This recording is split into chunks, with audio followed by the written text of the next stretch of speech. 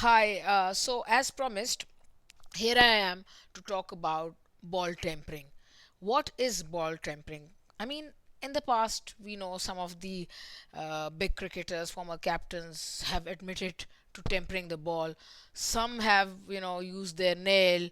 Then in domestic cricket, we hear incidents where, the during drinks there'll be some Vaseline, and someone would sort of rub that on the ball and try and extract reverse swing vis-a-vis tempering the ball.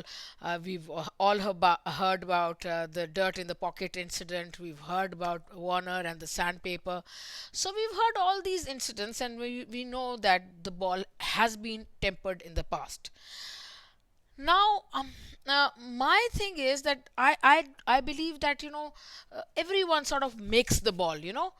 In Urdu we call it ball ko banana. When what is making the ball? I mean, there is tempering. You use your nail a little bit, or you scruff the ball up through by using your nail or the Vaseline or the sandpaper or the dirt, and it might just start reverse swinging, all of a sudden. And then there are also instances where I believe 30 45, 30 35 overs have passed. The ball is a little it's a little old from one side, and what legally happens is that one person in each team is assigned to polish the ball vigorously from one side and keep the other side scruffy. And how does it become scruffy? When it goes to the boundaries, the outfield is scruffy, it's not very lush. It becomes scruffy, and the other side is polished, through using your sweat. Earlier, the players were allowed to use their saliva, not anymore. So they can use their sweat and use the sleeve vigorously. We've seen that happening. So in some cases it's legal, and in some it is done on the sly. But then there are two umpires on the field who would be keeping a close eye on these things, on how the ball suddenly starts reverse swinging, and and the umpire can ask the bowler to throw the ball to him. You'd see him checking the ball. If he thinks there's no problem, he'll toss the ball back to the bowler. If he thinks there is a problem, genuine problem, he will call the captain, the fielding captain, and talk to him about it. If there is a genuine problem, certain penalties could be put on the captain, on the bowler. It could be a ban, or it could be a fine, or anything. But my thing, what I'm trying to say is that the two umpires in the field uh, know exactly what's going on. They're very much in charge of the whole thing. They know about ball tampering. They would also know the ball is not swinging, suddenly it starts to swing, what's happening. They would also understand that this such and such bowler has the ability to swing the ball. Like, for instance, I'll tell you this one story. Once upon a time, Justin Naseem Shah used to be the chairman Pakistan Cricket Board, and so he invited me to watch a test match. I think it was against Sri Lanka, from the chairman's box, and there were many people sitting there, and suddenly I think he was trying to test me. He was saying, "Oh, what's this chit of a girl? Let's see what she knows." So he asked me.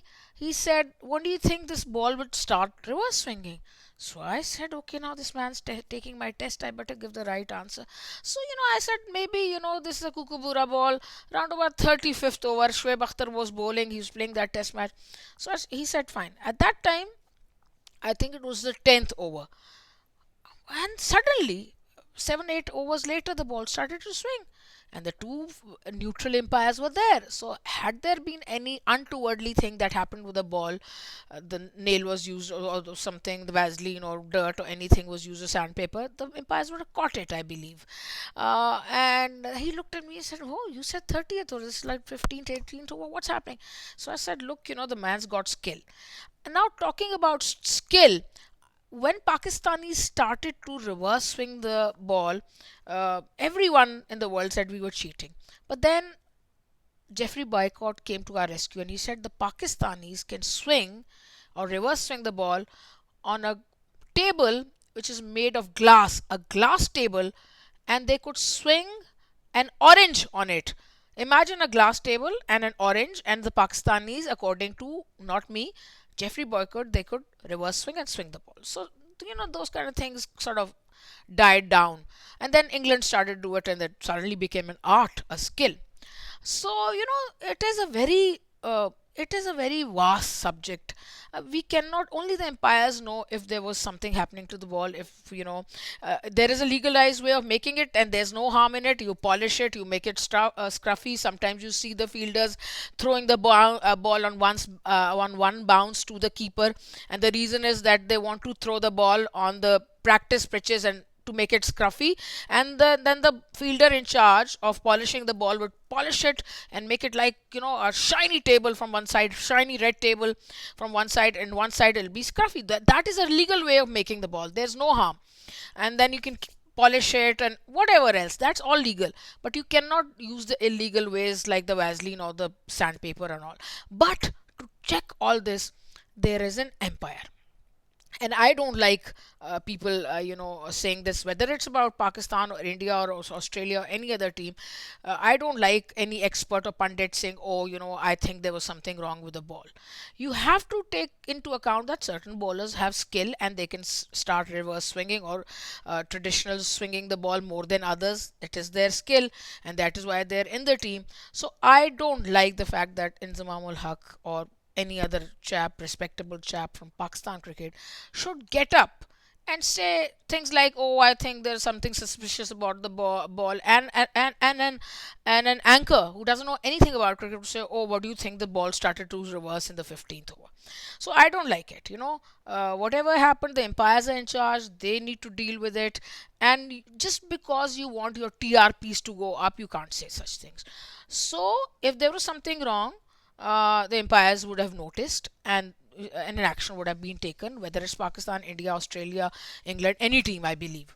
And I believe it's a skill that the bowler possesses, and it's also the skill of the fieldsman who's polishing the ball on his sleeve, throwing it one bounce to the keeper, making it scruffy once from one side and very polished from one side. So I believe it's all within the realms of being legal, and the empire's there to check it if it's not legal. So that is where I want to finish. So we don't Pakistan doesn't have any business getting up and saying Indian bowler was doing this and why was it doing that and this and that and we're suspicious. Similarly, Indians or Australians don't have any business saying that to us. Whoever can do that is an artist with a ball, has the ability to reversing when swing and deserves wickets, and the empires are there to check. So that is what I want to end this with. I will be bringing a podcast soon because I do it with my son. My son works here in Dubai, so we can only do it over the weekends. I'll try and bring it to you soon. We're working towards it, and he only has time on the weekends. Meanwhile, I want you to listen to this, enjoy this, give me comments, whatever you feel about it, your views. I love to hear them. Yeah, so I hope you enjoyed this thing. This vlog about the ball tempering and my views, and yeah, hope to see you soon with more vlogs and podcasts, and yeah, keep watching cricket, enjoying it, and don't go into unnecessary conspiracy theories. Please don't. Okay, take care of yourselves. Bye bye.